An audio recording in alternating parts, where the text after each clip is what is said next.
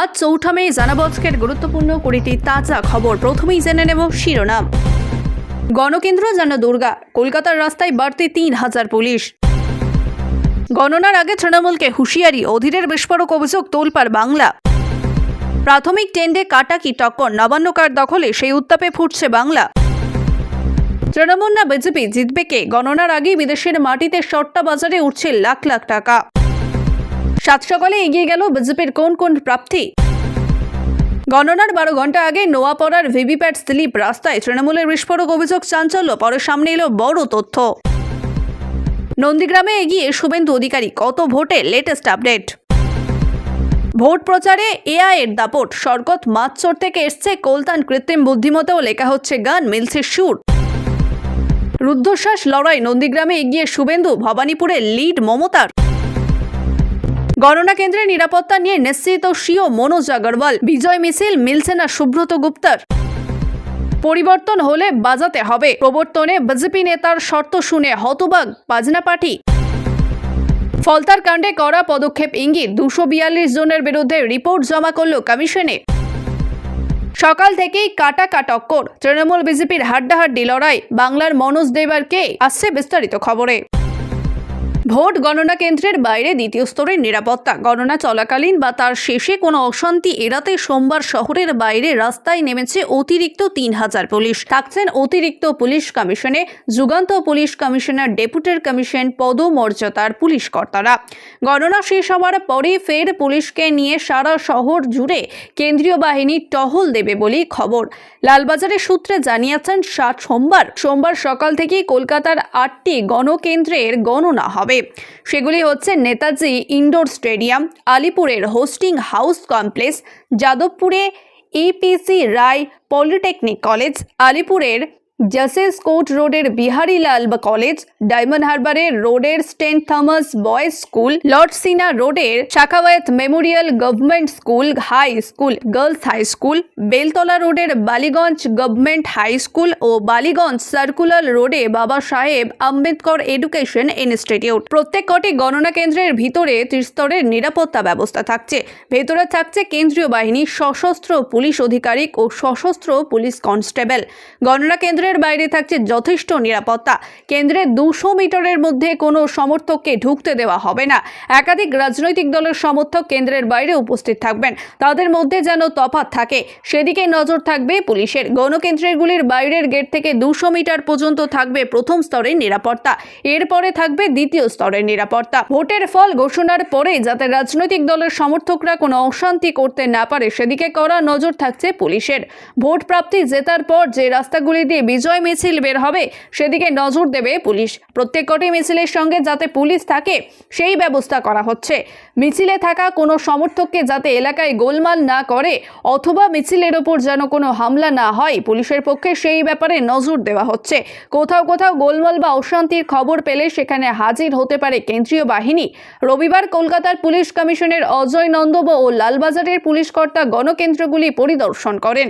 এদিন লালবাজারের ভোট গণনা নিয়ে পুলিশ কর্তাদের সঙ্গে বৈঠকও করেন পুলিশ কমিশনার। ভোটের পরবর্তী অশান্তি রুখতে কলকাতা পুলিশের পক্ষ থেকে সব রকমের ব্যবস্থা নেওয়া হবে বলে জানিয়েছেন লালবাজারের কর্তারা। পশ্চিমবঙ্গ বিধানসভা নির্বাচনের বহু প্রতীক্ষিত ফলাফল, তার ঠিক আগেই দিনই সাত সকালে শাসক দল তৃণমূল কংগ্রেসের বিরুদ্ধে নজরবিহীন আক্রমণ শানালেন। তৃণমূলের তরফে বিরোধিতার ভয় দেখানো এবং এজেন্টদের ওপর হামলার ঘটনা ঘটছে। তার দাবি, গণনা এজেন্টের ফল যদি কাল সতর্কতা বজায় রাখেন তবে কোনো চুরি কারচুপি সম্ভব নয়। কিন্তু তৃণমূলের ষড়যন্ত্র, এর কারণ অনেক ক্ষেত্রে কংগ্রেস এজেন্টের বসতে দেওয়া হবে না বলেই বিরোধিতাদের হার স্বীকার করতে বলা হয়ে তিনি অভিযোগ তোলেন। সুপ্রিম কোর্টের বিরাট ধাক্কা তৃণমূলের। ভোট গণনার কেন্দ্রীয় কর্মীদের নিয়োগ, সবুজ সংকেত। শীর্ষ আদালতে ২০২৬-এর এই নির্বাচনের ২ দফাতেই ব্যাপক হারে ভোটদান করেছেন রাজ্যের মানুষ। প্রথম দফায় ২৩ এপ্রিল ১৫২টি আসনের ভোটের হার ছিল প্রায় ৯৩%।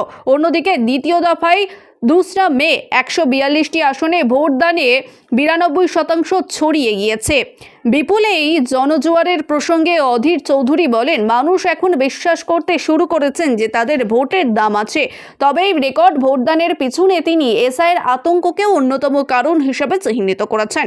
কংগ্রেস নেতার মতো ভোটের তালিকায় বিশেষ সংশোধন নিয়ে মানুষের মন এখন এমন ভয় কাজ করছে যে ভোট না দিলে ভবিষ্যতে নাগরিকত্ব সংক্রান্ত জটিলতায় পড়তে হতে পারে। এই আশঙ্কা থেকে অনেকেই বহুমুখী বুথমুখী হচ্ছেন। 2026 পশ্চিমবঙ্গ বিধানসভা নির্বাচনের চূড়ান্ত ফলাফল ঘোষণার রুদ্ধশ্বাস প্রতীক্ষার অবসান হতে চলেছে।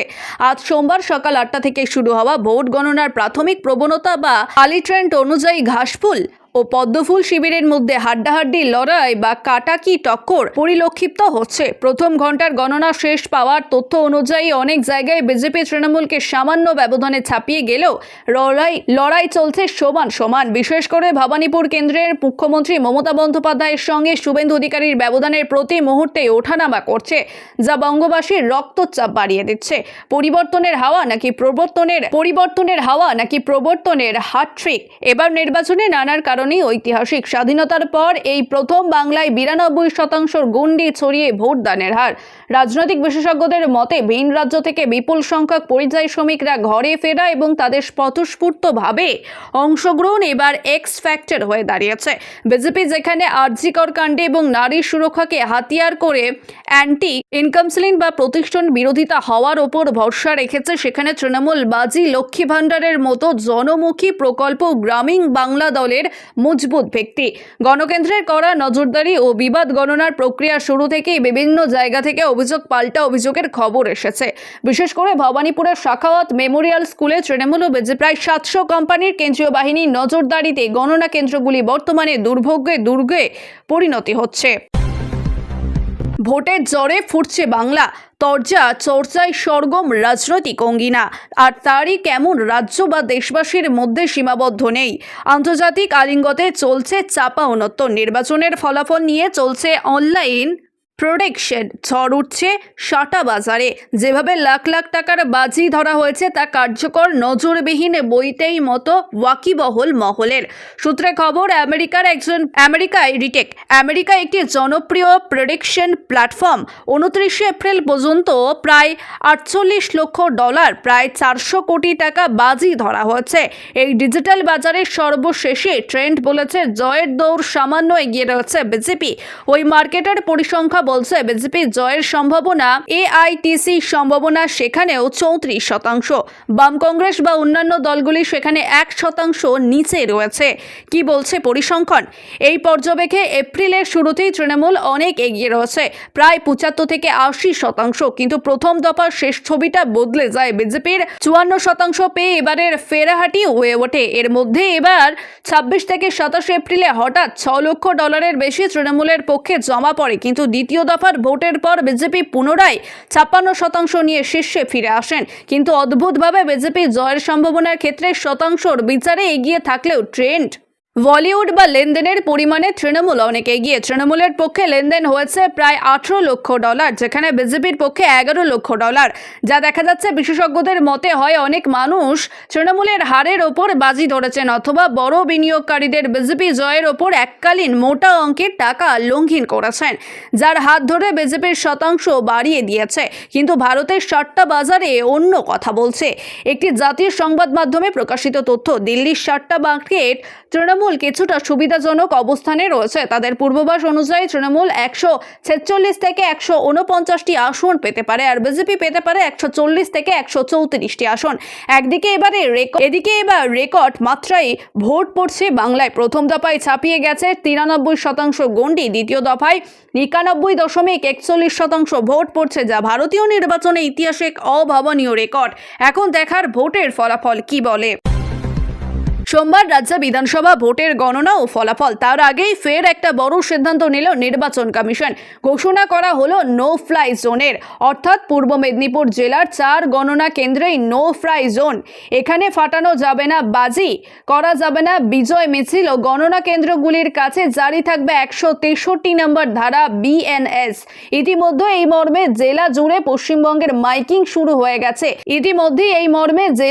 পুলিশের মাইকিং শুরু হয়ে গেছে। আজ আজ অর্থাৎ রবিবার পূর্ব মেদিনীপুরের জেলা শাসক ও জেলা পুলিশের সুপার কর্তৃক প্রেরিত নির্দেশিকা প্রচার করা হয়েছে। সেই নির্দেশিকায় বলা হয়েছে, জেলায় 4 মহকুমায় ভোট গণনা কেন্দ্র হলো নো ফাইং জোন তমলুক, হলদিয়া, কাথি ও এগরার গণনা 163 নম্বর ধারা জারি করা হয়েছে।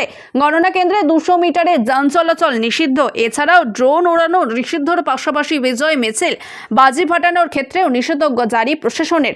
এইসব এলাকার কোনো রকম অশান্তি যাতে না হয় তার জন্য বাড়তি সতর্কতা নিয়েছে কমিশন। আগামী 4 তারিখে জেলার 16টি বিধানসভার গণদেবতার রায় ইভিএম বন্দি তার প্রকাশ করা হবে। একদল জিতবে আর একদল হারবে, এটাই হয়। কিন্তু বিগত নির্বাচনের পর পরাজয়ের পর এই অশান্তি রক্তপাত যাতে না হয় তার জন্যই বাড়তি সতর্কতা। পশ্চিমবঙ্গ বিধানসভা নির্বাচনে 2026-এর ফল ঘোষণার আর 12 ঘন্টা বাকি। আর তার আগেই উত্তর 24 পরগনা নোয়াপাড়া অ্যাসেম্বলি কেন্দ্রকে ঘিরে ছড়ালো তীব্র বিতর্ক। অভিযোগ, নোয়াপাড়া বিধানসভার বিভিন্ন বুথের ভিভিপ্যাট স্লিপ মধ্যমগ্রামের নীলগঞ্জের সুভাষনগর এলাকার একটি পেট্রোল পাম্পের সামনে রাস্তায় ছড়িয়ে থাকতে দেখা যায়। ঘটনাকে কেন্দ্র করে রবিবার রাতেই রাজনৈতিক মহলে চাঞ্চল্য ছড়িয়ে পড়ে। তৃণমূল কংগ্রেসের দাবি, এক স্থানীয় কর্মীর প্রথম ওই স্লিপগুলি দেখতে পান। পরে দলীয় নেতৃত্বকে জানানো হলে ঘটনাটি সামনে আসে। তৃণমূলে প্রকাশ করা ছবি, ভিডিওতে রাস্তার একাধিক স্লিপ পড়ে থাকতে দেখা যায়। যদিও এই ভিডিওর সত্যতা স্বাধীনভাবে যাচাই করা সম্ভব হয়নি। ভিভিপ্যাট ব্যবস্থায় ভোটের ইভিএম এর বোতাম চাপার পর সংশ্লিষ্ট প্রার্থীকে নাম, প্রতীক ও কৃত্রিম নাম্বার কয়েকটি সেকেন্ডের জন্য দৃশ্যমান হয়। তারপরে তা সক্রিয়ভাবে ড্রেপ বক্সে জমা পড়ে যায়। ফলে গণনার আগের দিন রাস্তায় এমন স্লিপ পাওয়া নিয়ে উঠতে থাকে একাধিক প্রশ্ন। ঘটনাস্থলে পৌঁছায় অর্জুন সিনহা সহ বিভিন্ন রাজনৈতিক দলের প্রার্থীরা। বিজেপির অভিযোগ, এর পেছনে তৃণমূলের কারসাজি রয়েছে। অন্যদিকে সিপিএম নির্বাচনের কমিশন ভূমিকা নিয়ে প্রশ্ন তোলে। নোয়াপাড়া তৃণমূল প্রার্থী শ্রেনাকুন ভট্টাচার্য তদন্তের দাবি জানিয়েছেন। বর্তমান কলকাতা সংবাদ এখানেই শেষ হলো। দেখার জন্য অসংখ্য ধন্যবাদ। লাইক, শেয়ার এবং সাবস্ক্রাইব করে পাশে থাকুন। দেখা হবে পরের একটি ভিডিওতে বর্তমান কলকাতা সংবাদের সঙ্গে।